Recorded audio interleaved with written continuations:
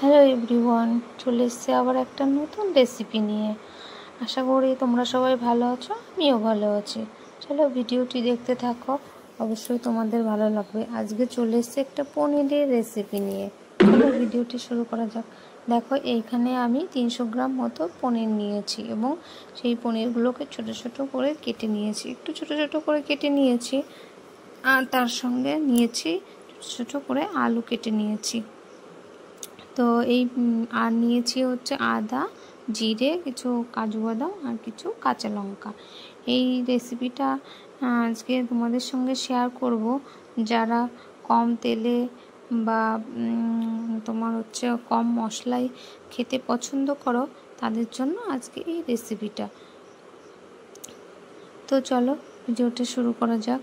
তো এই যে দেখো, পনিরের মধ্যে লবণ আর হলুদ দিয়ে দিয়েছি। এবার এটাকে ভালো করে মাখিয়ে নেব, সবটা পনিরের গায়ে লাগিয়ে নেব, তাহলে পনিরটা আর কি ভালো সুন্দর করে ভাজা হবে। তো চলো, এই যে দেখো কড়াইটা গরম করে নিয়েছি। তো কিছুক্ষণ সুন্দরভাবে গরম করে নেওয়ার পরে এখানে দিয়ে দেবো সরিষার তেল। তোমরা চাইলে ঘিও নিতে পারো, আর ঘি দিয়ে পনির রান্না করলে আরও সুন্দর হয়, টেস্টি হয়। তো আমার কাছে এখন আপাতত ঘিটা নেই, ওই জন্য আমি সরিষার তেলে রান্না করছি। তো চলো, তেলটা খুব ভালোভাবে গরম করে নিতে হবে। গরম করে নেওয়ার পর তেলটা ভালো করে চারিদিকে নাড়িয়ে চাড়িয়ে দিতে হবে, তা না হলে পনিরটা লেগে যাওয়ার সম্ভাবনা থাকে। তো এই যে দেখো, আমি তেলটা চারিদিকে নাড়িয়ে চাড়িয়ে নিচ্ছি। নেওয়ার পরে আস্তে আস্তে পনিরগুলোকে কড়াইয়ের ভিতরে ছেড়ে দিতে হবে অল্প অল্প করে, তা না হলে পনিরগুলো লেগে যাওয়ার সম্ভাবনা থাকবে। এবং কড়াইয়ের আঁচটা খুবই কম করে রাখতে হবে। তো এই যে দেখো, পনিরগুলোকে আমি এখন লাল লাল করে একটু ভেজে নেব। এই যে এইভাবে একটু লাল লাল করে ভেজে নিতে হবে, তাহলে কী হবে আর কি, পনিরটা খেতে ভালো লাগবে এবং দেখতেও সুন্দর লাগবে একটু লাল লাল করে ভেজে নিলে। তো এইভাবে পনিরটা লাল লাল করে ভেজে নিতে হবে। তো এই যে দেখো, আমি সমস্ত পনিরটা এভাবে ভেজে নিচ্ছি। ভেজে নেওয়ার পরে এখন আমি পনিরগুলোকে তুলে নেব।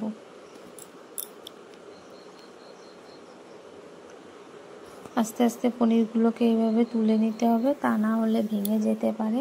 ওই জন্য আমি আস্তে আস্তে পনিরগুলোকে এইভাবে তুলে নিচ্ছি।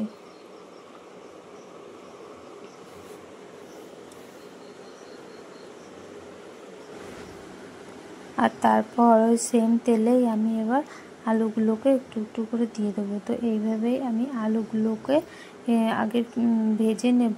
তো আলুগুলোকে দেখো, আমি লাল লাল করে ভেজে নেব। একটু লাল লাল করে ভেজে নিলে কী হবে, আলুটা খুব সুন্দর গলে যাবে। তো তোমরা এইভাবে সুন্দর করে আগে আলুটা ভেজে নেবে, তাহলে আলুটা খুব সুন্দর গলে যাবে। আর পারলে আলুগুলো একটু ছোটো ছোটো করে কাটবে, তাহলে পনিরের সঙ্গে অ্যাডজাস্ট হবে ভালো, তা না হলে আলুগুলো আর কি শক্ত থেকে যাবে। তো তারপর দেখো, আলুর মধ্যে খুবই সামান্য পরিমাণ একটু লবণ আর একটু হলুদ দিয়ে ভালো করে সুন্দর করে আলুটাকে ভেজে নিচ্ছি। এইভাবে কিছুক্ষণ তোমরা ভেজে নেবে, 5 থেকে 10 মিনিট মতন আলুটা খুব সুন্দর ফ্রাই করে। 5 থেকে 10 মিনিট তোমরা এইভাবে খুব সুন্দরভাবে আলুটাকে ভেজে নেবে। এই যে দেখো, লাল লাল করে আমি ভেজে নিয়েছি। তো তারপর আমি এখন আলুগুলোকে প্রথমে তুলে নেব। আলুগুলোকে তুলে না নিলে মশলাটা ভাজতে পারবো না। তো আলুগুলোকে তুলে নেওয়ার পরে আমি তারপরে এর ভিতরে মশলাটা দিয়ে দেবো। তো এই যে দেখো, আমি এখন আলুগুলোকে খুব সুন্দরভাবে তুলে নিচ্ছি। তুলে নেওয়ার পরে আমি এই সেম কড়াইয়ে আমি একটু তেল দিয়ে দেব। তোমরা চাইলে ঘিও এখানে অ্যাড করতে পারো। তো আমি এখানে সরিষার তেলটা অ্যাড করছি। তো এখানে তেলটা দিয়ে দেব। এই যে দেখো, তেলটা দিয়ে দিয়েছি। তেলটা দিয়ে দেওয়ার পরে এবার আমি এর ভেতরে যে মশলাটা ছিল, সেই মশলাটা আমি এখন অ্যাড করব। ওই যে পেস্ট করে রেখেছিলাম এবং কাজুটা আমি রেখেছিলাম, সেই কাজুটাও আমি এখন আদা, জিরে, লঙ্কার মধ্যে পেস্ট করে নিচ্ছি। তো সমস্ত মশলাটাই আমি এখন এর ভিতরে দিয়ে দেবো। এই যে দেখো, আমি মশলাটা এখন দিয়ে দিয়েছি। আর এটা হচ্ছে সম্পূর্ণ নিরামিষ পদ্ধতিতে রান্না করছি। তোমরা যারা পেঁয়াজ রসুন খাও না, তারা এই রেসিপিটা ফলো করতে পারো। আশা করছি তোমাদের খুব ভালো লাগবে।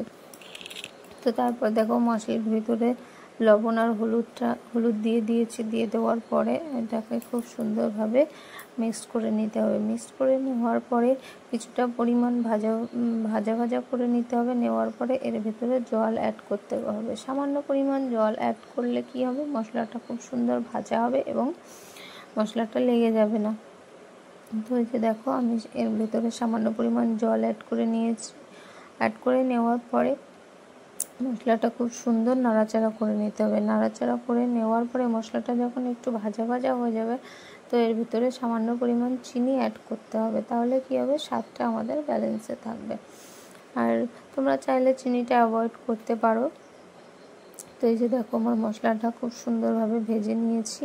তো এর ভেতরে আমি ভেজে রাখা আলুগুলো দিয়ে দেবো এবং আলুগুলো দিয়ে মশলা দিয়ে খুব সুন্দরভাবে এটাকে কিছুক্ষণ কষিয়ে নিতে হবে। খুব সুন্দরভাবে কষিয়ে নেওয়ার পর এর ভিতরে এখন তোমরা পরিমাণ মতন জল অ্যাড করতে পারো। তো এই দেখো আমি এখন এর ভিতরে জল অ্যাড করে দেবো।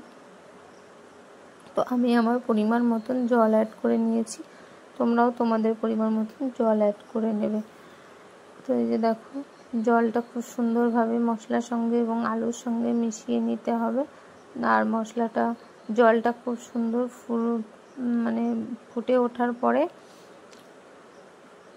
পনিরগুলো দিয়ে দিতে হবে। যে দেখো আমি 5 মিনিট প্রথমে ফুটিয়ে নিয়েছি। নেওয়ার পরে আমি পনিরগুলো এইভাবে আস্তে আস্তে ছেড়ে দিচ্ছি। এইভাবে পনিরগুলো ছেড়ে দেওয়ার পরে তোমরা পনিরটাকে 10 থেকে 15 মিনিট ফুটিয়ে নেবে, তাহলে আলুটাও খুব সুন্দর সিদ্ধ হবে।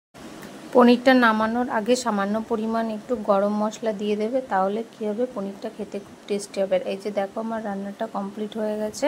তো আমার এই রেসিপিটা যদি তোমাদের ভালো লাগে তাহলে অবশ্যই আমার চ্যানেলটিকে সাবস্ক্রাইব করে আমার পাশে থাকার অনুরোধ রইল। আর ভিডিওটি দেখার জন্য সবাইকে অনেক অনেক ধন্যবাদ। আর নেক্সট ভিডিও দেখার জন্য আমার চ্যানেলটিকে অবশ্যই তোমরা সাবস্ক্রাইব করবে।